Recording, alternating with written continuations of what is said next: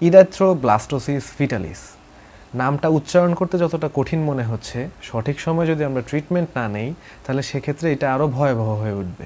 এখন এই ইরেথ্রোব্লাস্টোসিস ফিটালিস জিনিসটা কি, সেই জিনিসটা বোঝানোর জন্য আমি মেডিকেল টার্ম ব্যতীত কিছু নর্মাল টার্ম ইউজ করব যাতে সবাই মানুষ বুঝতে পারে, মেডিকেল টার্মের বাইরে, জাস্ট ইজিলি বোঝানোর জন্য। তো আমরা কম বেশি সবাই মনে হয় কিছু এইরকম লাইন শুনেছি যে যদি কারো কোনো সময় চিকেন পক্স হয় তাহলে ইন ফিউচার লাইফে তার আর কোনো সময় চিকেন পক্স হওয়ার সম্ভাবনা নাই, এরকম একটা কথা তো আমরা কম বেশি শুনেছি। তার মানে ব্যাপারটা এরকম যে আমাদের বডির ভিতরে অবশ্যই আমাদের বডির ডিফেন্সিভ মেকানিজম বা প্রতিরোধ ক্ষমতা এমন একটা কিছু তৈরি করে বা এমন একটা মেমোরি সেল তৈরি করে যেটা ওই চিকেন পক্সের ভাইরাসটাকে চিনে রাখে এবং জেনে রাখে এই সম্পর্কে, যাতে পরবর্তীতে যদি আবার সেই চিকেন পক্স আক্রমণ করে তাহলে সেক্ষেত্রে আমাদের বডির প্রতিরোধ ব্যবস্থা খুব তাড়াতাড়ি সেইটার এগেনস্টে প্রতিরোধ গড়ে তুলতে পারে এবং ভাইরাসটাকে মেরে ফেলে। সো এটা হচ্ছে প্রসেস। সো এখন ইরেথ্রোব্লাস্টোসিস ফিটালিস কখন হয়?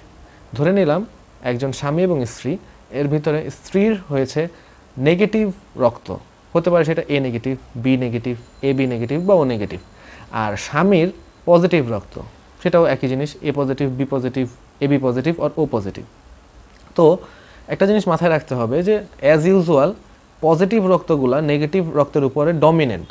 তো সেক্ষেত্রে যখন এই দুই কাপলের মধ্যে যখন হচ্ছে বাচ্চা কনসিভ করার চিন্তাভাবনা হবে, তো আলটিমেটলি কী হবে, স্বামীর ছিল পজিটিভ রক্ত আর স্ত্রীর ছিল নেগেটিভ রক্ত।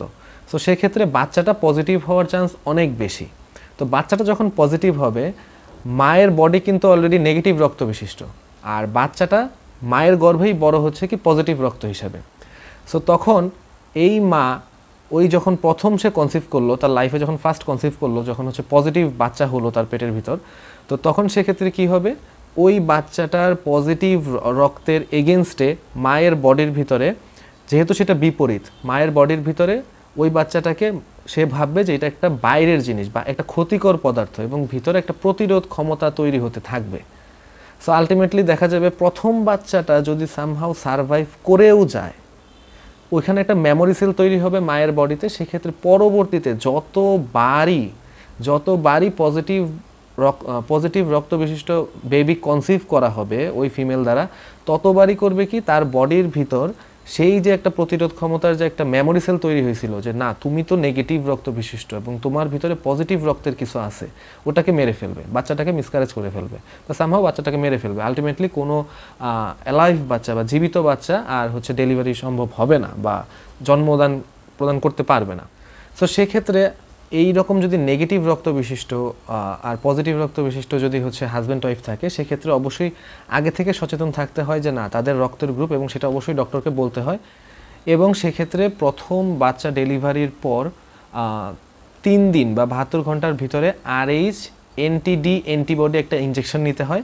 তো সেক্ষেত্রে সেই মেমোরি সেলগুলো, মায়ের ভিতরে যে মেমোরি সেলগুলো তৈরি হয়েছিল সেক্ষেত্রে সেগুলো হচ্ছে ড্যামেজ হয়ে যায়, বা মায়ের বডির ভিতরে যে ওই বাচ্চার এগেনস্টে বা পজিটিভ রক্তের এগেনস্টে যে অ্যান্টিবডিগুলো তৈরি হয়ে গিয়েছিল, তো সেগুলো হচ্ছে ডিস্ট্রয় হয়ে যায়। তো আলটিমেটলি পরবর্তীতে আবার সে কনসিভ করতে পারে এবং বাচ্চাটা মিসক্যারেজ হয়ে যাওয়ার চান্স কমে যায় এবং পরবর্তীতে জীবিত বাচ্চা প্রসব করতে পারে।